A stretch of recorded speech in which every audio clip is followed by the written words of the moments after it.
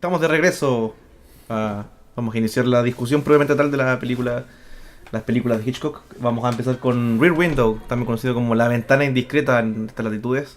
Película del año 1954, protagonizada por James Stewart, o Jimmy Stewart, y Grace Kelly, la hermosa Grace Kelly.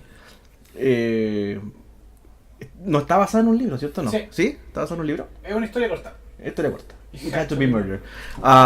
Cornel Woolrich. La premisa básicamente es un fotógrafo importante, se quiebra la pierna en algún accidente que no lo nombran. ¿Una carretera? ¿Una carretera? Sí, en medio de una carretera porque quería tomar una... Porque le habían pedido una foto como intrépida. Claro. O algo Así que queda postrado, digamos, en una silla de ruedas con una pierna mala.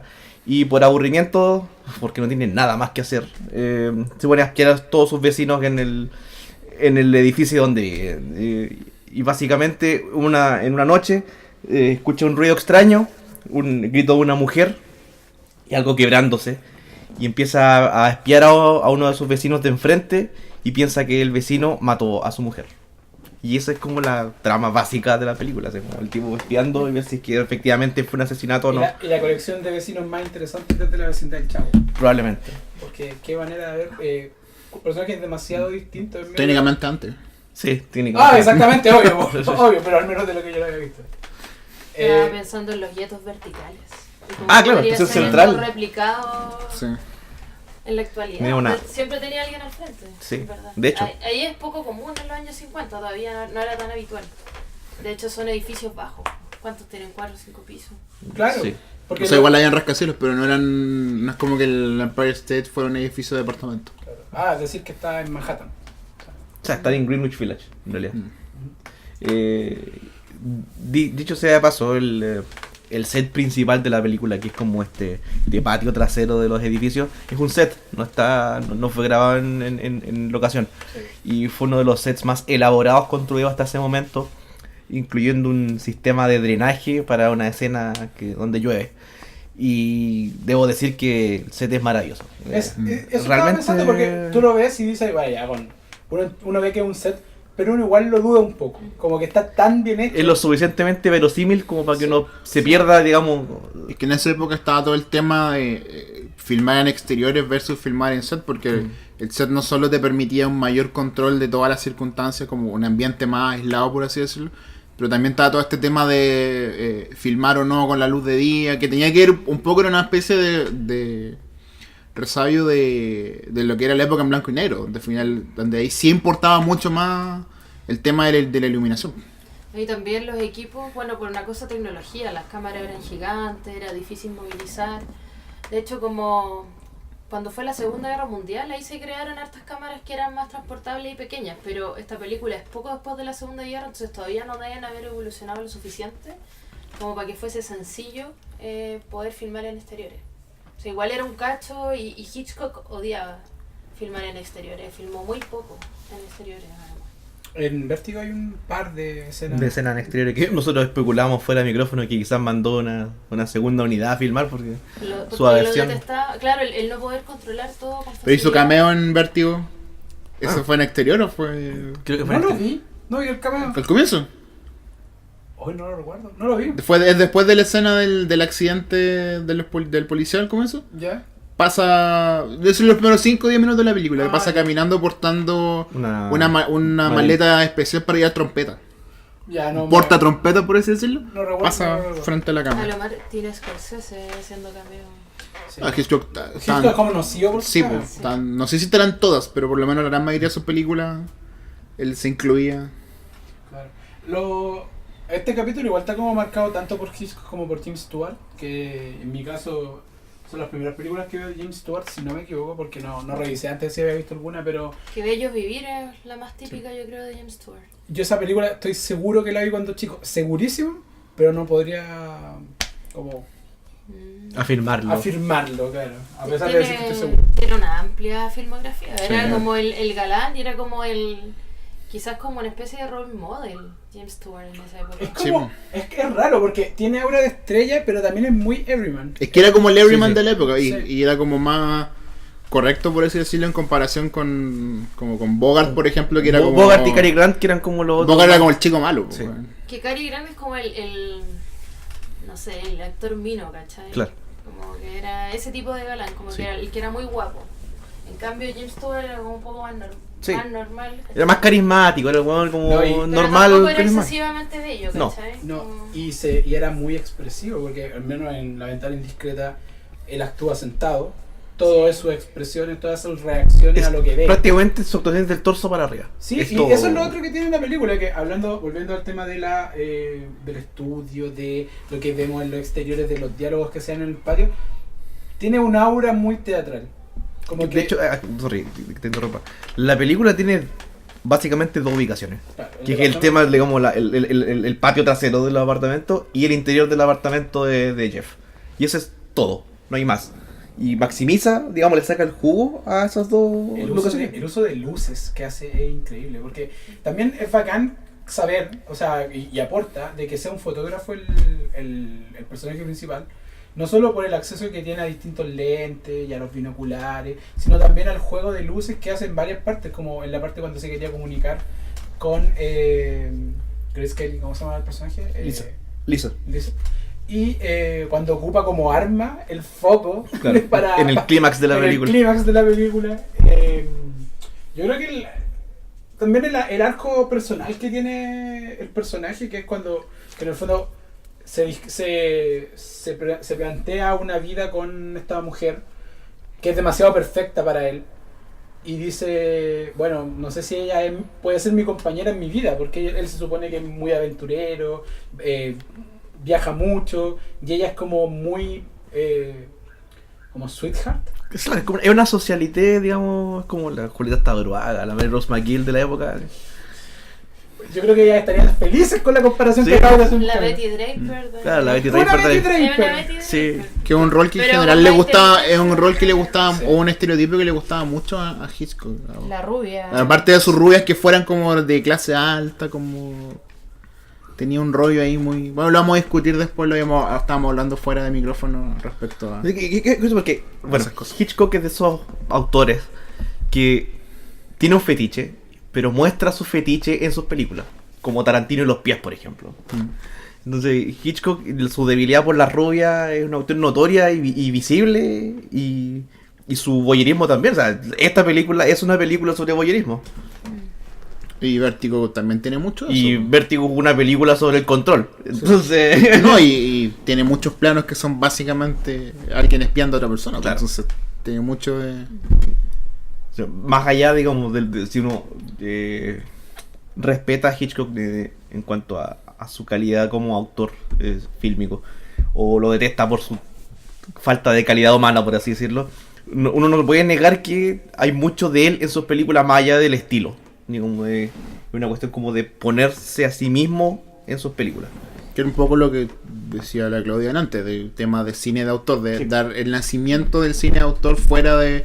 O incluso pese a las restricciones que significaba el sistema de estudio. exactamente. Sí, creo que lo dijimos fuera de micrófono. Pero en el fondo estábamos hablando que Hitchcock empezó a hacer películas de los años 20, los años 30, no me acuerdo. Los 30 probablemente.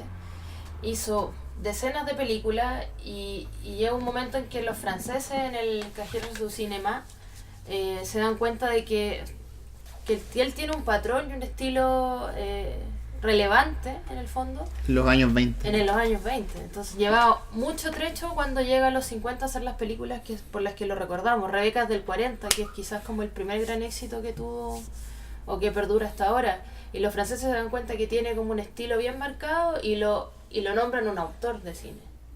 Que era algo que el cine norteamericano e inglés todavía no tomaba en cuenta. Y recién como en los 50 empieza a trabajar con mayor libertad en realidad Hitchcock, y antes lo hacía más por encargo que nada.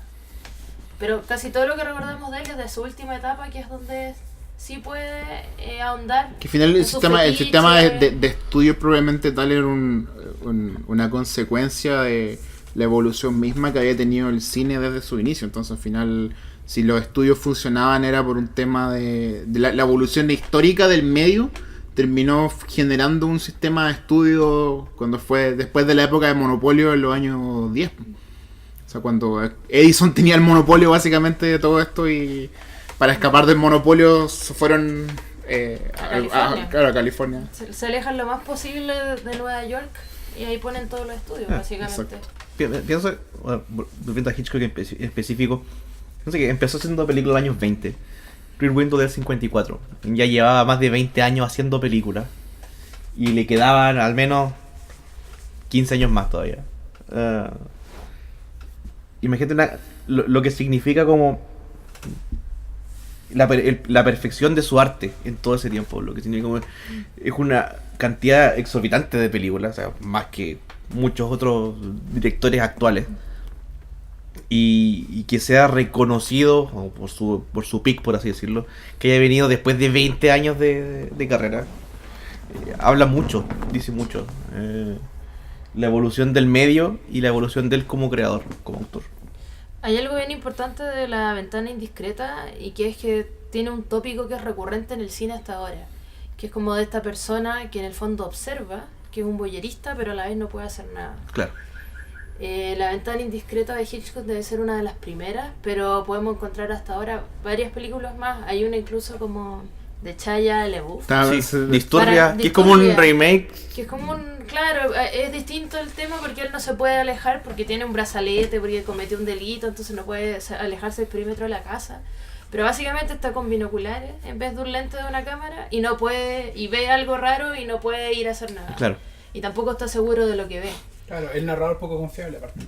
Hay también una de Brian De Palma, que no me acuerdo el nombre, quizá alguno de ustedes me pueda ayudar, pero que también está como alguien observando desde una casa, tiene como los binoculares, una cámara, y ve que hay como una especie de violencia intrafamiliar en un departamento al frente.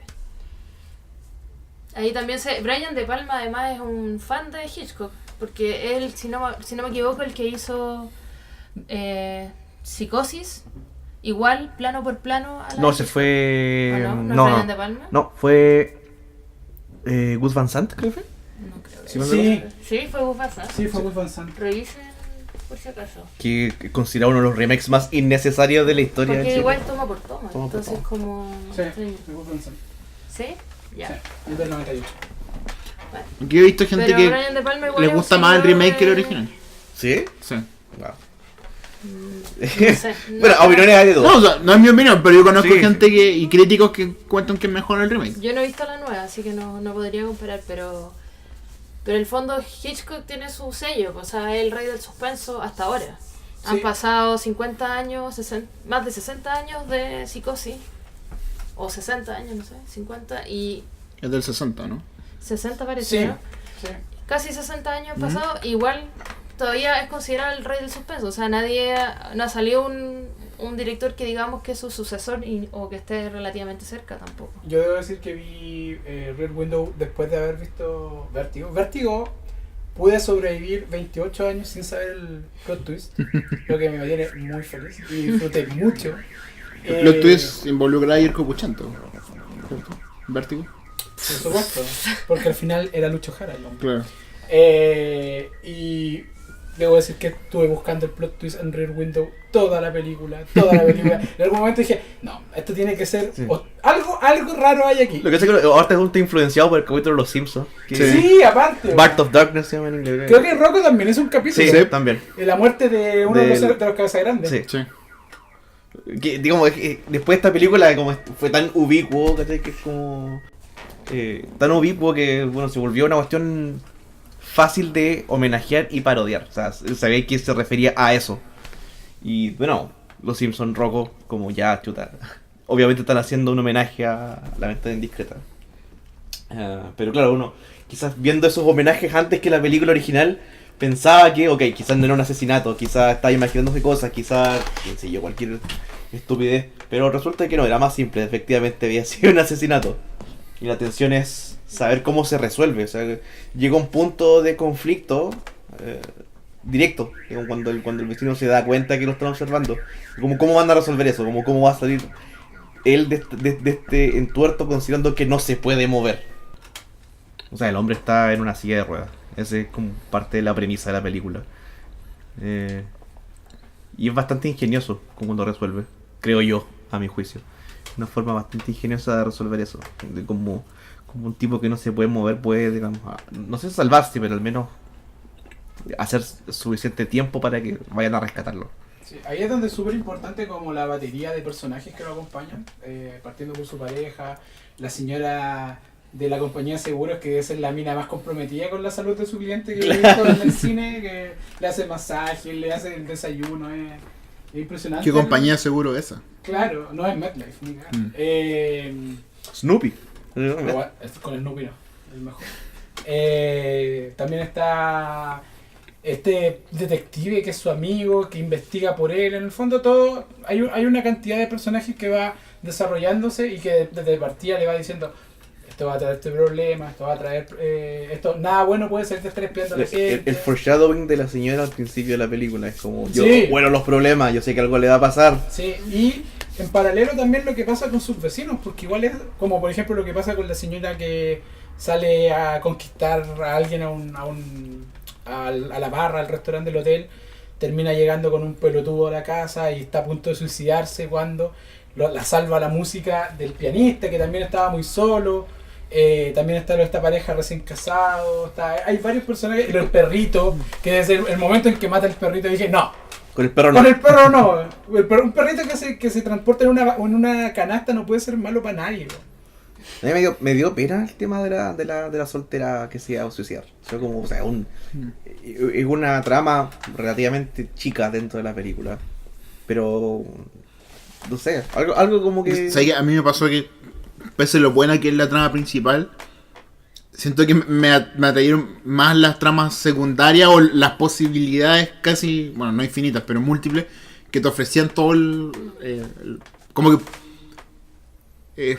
no sé si es bueno o malo, pero si esto hubiera sido hecho actualmente, hubieran hecho... Como que podría ser un spin-off de toda la... Podría ser una gran serie. Una miniserie, Una ¿cachai? miniserie. O sea, si tú lo pensáis, ahora hay muchas series que siguen ese estilo.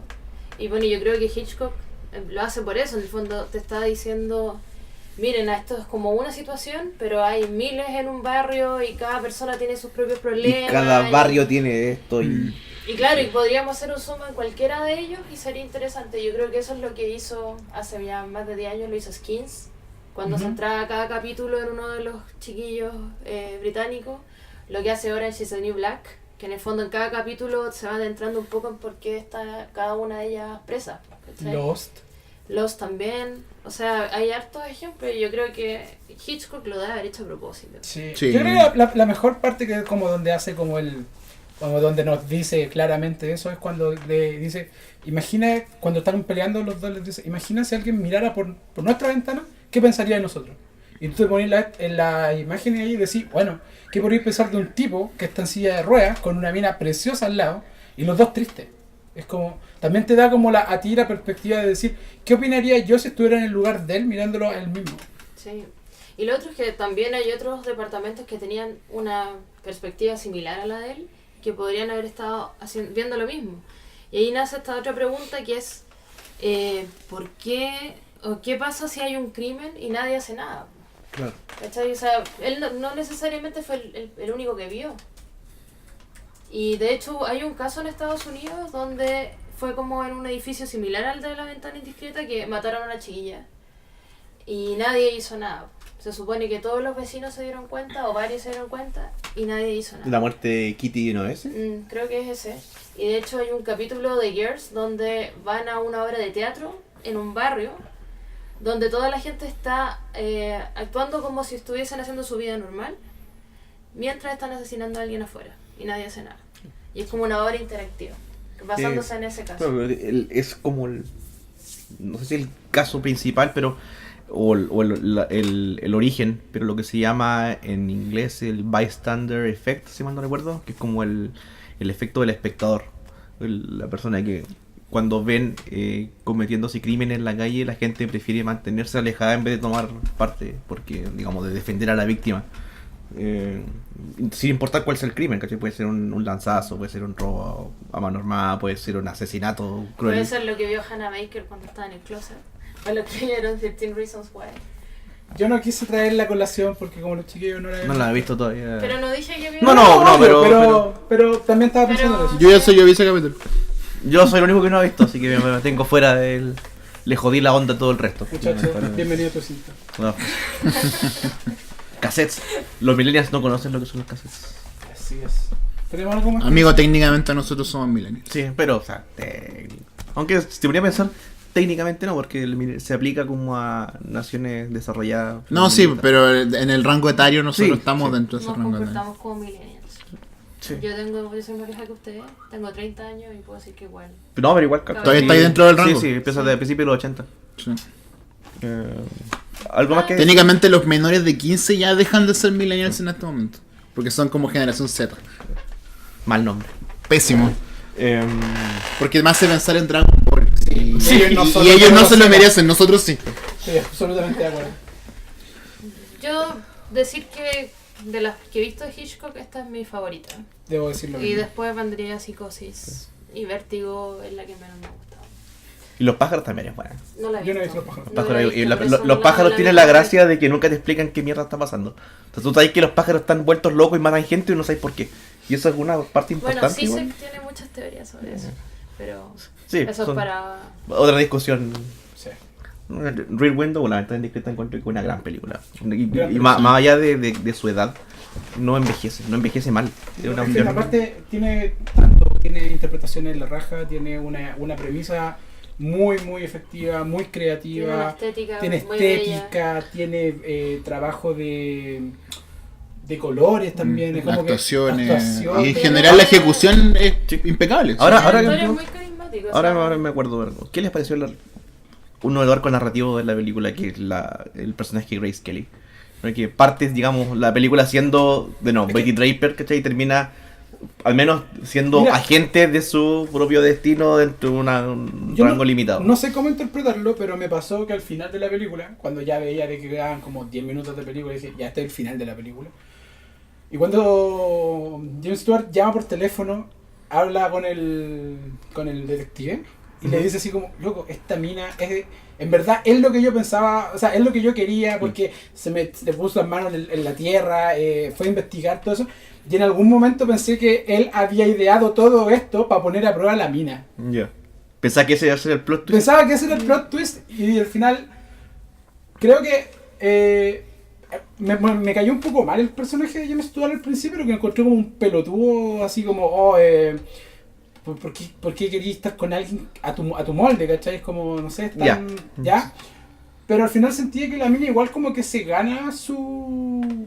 No creo que ella trabaje en función para él, no creo que lo que haya hecho lo haya hecho para Por él. determinarse por él. Y yo creo que esa es la mejor parte, ¿cachai? Como que ella de Lo verdad hizo por ella. se desenvuelve en una faceta que ella nunca pensó que tenía. Ujú. O a lo mejor siempre supo que tenía, pero le demostró a toda la gente de que era algo más que esta mina, que esta de Betty Draper. Que en cierto sentido era como el rol que la sociedad le imponía. Claro, el prejuicio. Exacto. O sea, una mujer de su edad, de su estatus social, no podía hacer ciertas cosas. Sí. Lo único que sí me pasó al menos con estas dos películas que me llama la atención como lo normal del salto de edad entre los dos, entre ¿cómo se llama esto? La actriz siempre era muy joven y muy Jimmy bonita. Stewart era harto más Y viejo. Jimmy Stewart tenía como Más de 50. 25 años más que ella, ¿cachai? Claro. Y es como que ese o sea, quién es uno para criticar en el fondo, pero igual siento que como que normaliza un poco esas relaciones, que igual creo que un poco tiene que ver con que Hitchcock igual le gustan las minas. Yo creo así. que en esa época estaba como bien normalizado que Sí. esa diferencia de edad, siempre que el hombre fuera el mayor. Sí, pues eso es la cuestión, pues, porque si la mina fuera Al mayor... revés, Claro. claro, no. Mal visto. Es algo que hasta ahora es mal visto por mucha gente. No, Oye, un o sea, paréntesis, yo hoy día venía en el metro cuando nos íbamos a juntar y venía una pareja en el metro donde el hombre de la pareja era un sujeto de haber tenido por lo bajo 22 años, Ya. utilizando indumentaria de un equipo que hace poco salió campeón. No vamos a hablar de eso. No, yo no dije qué equipo. La Juve salió campeón hoy día, Ah, Real ya. Madrid, no sé, puede ser otro Chelsea equipo. salió campeón. Sí, pues dije recientemente. No nos gusta el deporte en este podcast. Y la chiquilla se tenía 14 años, weón. Ah, mierda. Ah, qué horror. Delito. Sí, Eso es. totalmente. Eso es delito. Iba a mencionar otra cosa también respecto en el clímax, relacionado con el tema del personaje de Grace Kelly. Que el momento de tensión de la película es que están ocurriendo dos cosas al mismo tiempo y el personaje de James Stewart tiene que hacer una llamada y tiene que priorizar qué llama. Si le Sí, salva la vida sí. a la mujer que se está a punto de suicidar, o le salva el pellejo a su novia. Y encuentro que eso es una decisión que estuvo muy bien hecha en cuanto a nivel de guión. Sí. Y súper bien ejecutado. El suspenso. Ahí está el suspenso. de El verdad. maestro del suspenso. Todo se hacía. El maestro del disfraz. En esa situación, digamos, lo que hace la película igual es como hacer que uno empatice. ¿Qué hace uno en una situación así? ¿Le salva el pellejo a su pareja? ¿O le salva la vida potencialmente a alguien que no conoce? Pero no, Y la pareja que está cometiendo un delito, porque entrar a una morada, digamos, sin permiso es un delito. pero Todo no lo que contaban pasa. con ¿Alguien vio la película El maestro del disfraz? No, gracias. De Dana Carvey. ¿No? Es tan mala que buena. Lo dejaríamos para un futuro Sí. podcast. Futuro podcast. Anunciado desde ya. Películas tan malas que son buenas. Yo Hay que tengo hacer. una nominada hace tiempo. Varias. Bueno, en este tono cerramos este bloque. y el próximo bloque será sobre Vértigo. Vértigo.